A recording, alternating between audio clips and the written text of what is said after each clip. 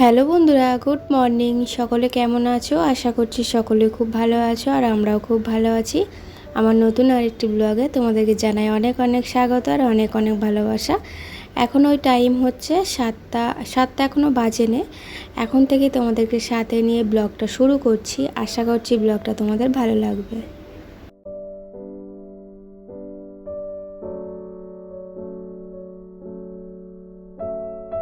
আজকে একদম ঘুম থেকে উঠে ব্লগ স্টার্ট করে দিয়েছি। এইমাত্র ঘুম থেকে উঠলাম, উঠে দেখতে পেলে দালানের চাবি, বাইরের গেটের চাবি সব খুললে আর এই কালকে রাত্রিরে না খুব বৃষ্টি হচ্ছিল।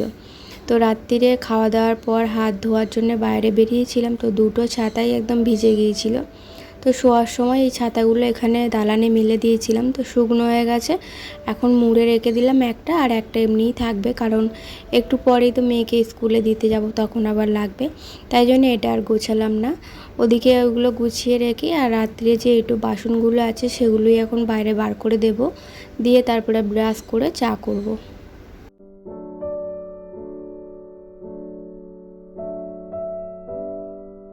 আর আগের দিন রাত্রিরে ভাত রান্না করেছিলাম, তো কেন করেছিলাম না করেছিলাম সব তোমাদের বলবো।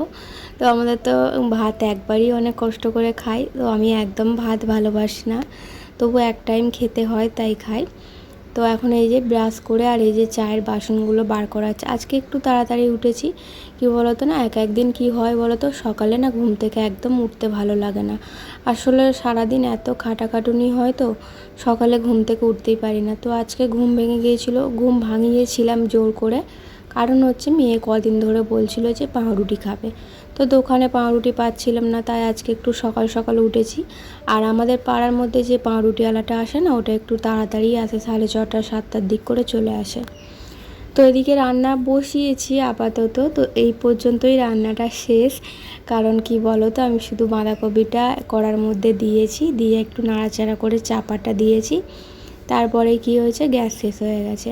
আর ওদিকে ভাতটাও আমি বসিয়ে দিয়েছি, তো ভাতটা অনেকটা ফুটে এসেছে, মানে আর অল্প একটু সময় গেলে ভাতটা হয়ে যাবে, কিন্তু এদিকে আমার গ্যাস শেষ। তো কি করব, সব বন্ধ করে রেখে চাপা দিয়ে রেখে দিয়েছি, দিয়ে আর এদিকে বিছানা গোছাতে চলে এসেছি। জানি না আজকে আর ভাগ্যে ভাত আছে কি, মানে দুপুরে অন্ন আছে কি কপালে, সেটাও জানি না। মনে হচ্ছে নেই, কারণ হাজব্যান্ডকে ফোন করেছিলাম, তো আমাদের যে গ্যাস দেয় না, গ্যাস শেষ হলে বললেই গ্যাস দিয়ে যায়।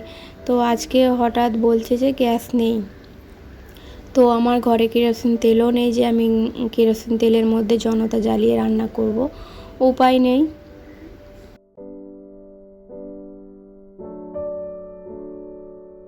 তাই আর কি ভাবছি, বিছানা গোছাতে গোছাতে দুপুরে কি খাওয়া দাওয়া হবে। দেখো আগের দিন রাত্রিরে আমি কিন্তু সব সবজি কেটে রেখেছিলাম, যাতে তাড়াতাড়ি রান্নাটা করতে পারি। আর একদম হাতের কাছে না, একদম টাইম দিতে পারছি না। আর কি বলো তো, মেয়ের পরীক্ষা চলছে যেহেতু, তাই জন্য একদম মানে হাতের কাজটা টাইম করে করতে পারছি না। কি বলো তো, দিয়ে আসা নিয়ে আসা আমাকে দুটোই করতে হচ্ছে। তো আগে কি হতো, আমি দিয়ে আসতাম, আমার হাজব্যান্ড নিয়ে আসতো। এখন কি হয়, আমাকেই করতে হয়, কারণ ওর তো তাড়াতাড়ি স্কুল ছুটি হয়ে যায়, তো সময় হয় না। ও যদি 2:30টায় ছুটি হতো, তাহলে আমার হাজব্যান্ড খেতে আসতো, তখন নিয়ে আসতো। আর এখন তো ছুটি হয় প্রায় 1টা 1:30টার দিক করে ছুটি হয়ে যায়, তখন আর ওর টাইম হয় না, তাই আমাকে আনতে হয়। এখন এই যে চামচগুলো একটু তুলে দিলাম, দিয়ে ঘরটা ঝাড়ু দিয়ে আর এই যে মুছে নেব।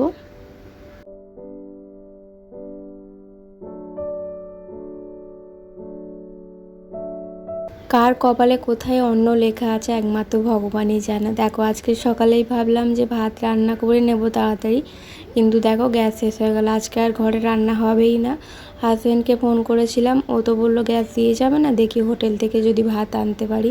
কি বলো তো, আমার না হোটেলের খাবার খেতে একদম ভালো লাগে না।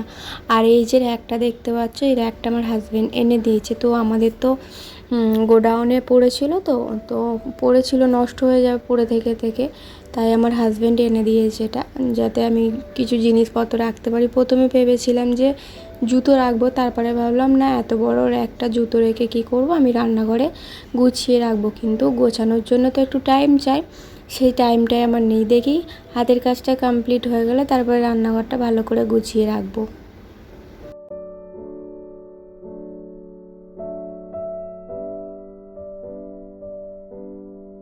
আগের দিন রাত্রে বৃষ্টি হয়েছে, তাই এই জায়গাটা একদম শুকনো হয়নি, না মুছলেও হতো, কিন্তু কি বলো তো কেমন কাদা কাদা হয়ে আছে। যদি পরপর 2-3 দিন রোদ্দুর হয় না, তাহলে এই জায়গাটা শুকনো হতে টাইম লাগে না, তাড়াতাড়ি শুকনো হয়ে যায়। আর যদি পরপর বৃষ্টি হয় কদিন, তাহলে আর দেখতে হবে না, এই জায়গাটা একদমই শুকনো হতে চায় না। আর কি বলো তো, আমার এই বিশেষ করে এই জায়গাটাতেই একটু ভিজে ভাবটা থাকে, কারণ কি বলো তো সবসময় ওঠা নামা করতে হয় তো ভিজে পায়, তাই জন্য এই জায়গাটাতে ভিজে থাকে। আর আমার ঘরটা যেমন তেমন করে মুছলেও আমার ঘর ঠিক শুকনো হয়ে যায়। ওদিকে সমস্ত কাজকর্ম করে মেয়েকে স্কুলে দিয়ে এসে স্নান টান করে নিয়ে, আর এখন এই যে সব ঠাকুরের বাসনগুলো আজকে মাজলাম। আজকে যেহেতু বৃহস্পতিবার, তাই পরিষ্কার করে একদম দেখতে পাচ্ছে সব বাসন চকচক করছে, সব পরিষ্কার করে মেজে নিয়েছি। নিয়ে গাছে কয়েকটা ফুল আছে, তো ফুলগুলো তুলবো। আমার হাজব্যান্ড ফুল কিনে এনেছে অনেক, তো প্রতি বৃহস্পতিবারে ফুল আনা হয়। বৃহস্পতিবার, তারপরে মাঝে সাঝে সোমবারও আনা হয়। আর এই গাছটা যেদিন থেকে ফুল ধরছে না, মানে প্রতিদিনই 3-4টে করে ফুল দিচ্ছে, বেশ ভালোও লাগে ফুল দিয়ে পুজো দিতে। সকালে কিন্তু কয়েকটা ফুল আমার হাজব্যান্ড তুলে নিয়েছে, বাইরে ওই মনসা ঠাকুরকে দিয়েছিল, আর 2টোর মতো ছিল, ওই 2টো তুলে নিলাম, আমি ঘরের মধ্যে দেবো।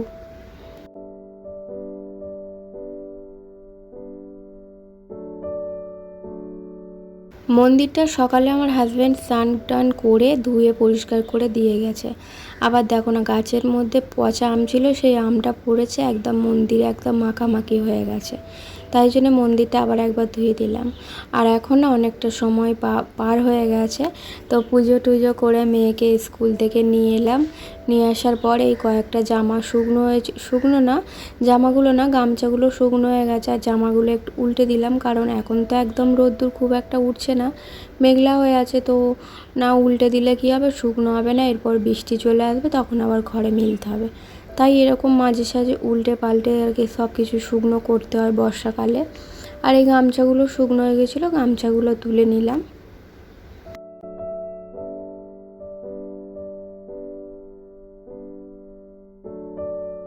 এই যে বর্ষাকালে অনবরত বৃষ্টি হতে থাকে, আমার একদম ভালো লাগে না। কেন বলো তো বলছি, কারণ হচ্ছে আমার এই যে দালানটা দেখতে পাচ্ছ কীরকম অবস্থা হয়ে আছে, সব সময় কীরকম একটা স্যাঁতস্যাঁতে ভাব, পা রাখতে ইচ্ছা করে না। তাই জন্য না আমার মাঝে সাঝে একটু আধটু বৃষ্টি ভালো লাগে, কিন্তু সব সময় অনবরত পড়লে একদম ভালো লাগে না। তো এই গাছগুলো একটু জল দিয়ে দিচ্ছি, যেই থেকে বসানো হয়েছে তারপর থেকে একদম জল দেওয়া হয়নি, তাই জন্য একটু জল দিয়ে দিলাম। আর এখানে কি করছি বলো তো, এই যে গাছের পাতাগুলো আছে না, তো যেগুলো মানে ডগের দিকগুলো যেগুলো হলুদ হলুদ হয়ে গেছে না, তো আমি কি করি এরকম কাঁচি দিয়ে কেটে দিই, তাহলে ভালো লাগে, নইলে হলুদ হয়ে গেলে না দেখতে ভালো লাগে না, ওখান থেকেই তো পুরো গাছের পাতাটাই নষ্ট হয়ে যাবে। তাই এরকম শুধু ডগগুলো একটু একটু করে কেটে দিয়েছি, যেগুলো আর কি খারাপ হয়ে গেছে, তো এরকমভাবে কেটে দিয়েছি। আর এদিকের এই যে নতুন গাছটা নিয়ে এসছে, এই গাছটাতেও দেখছি 2টো পাতা নষ্ট হয়ে গেছে, তো এই 2টো পাতাও ফেলে দেবো কেটে। তো বন্ধুরা চলো, আজকের ব্লগটা কেমন লাগলো জানিও, ভালো লাগলে লাইক করো, কমেন্ট করে জানিও, আর চ্যানেলে নতুন হলে সাবস্ক্রাইব করে আমার পাশে থেকো। টাটা।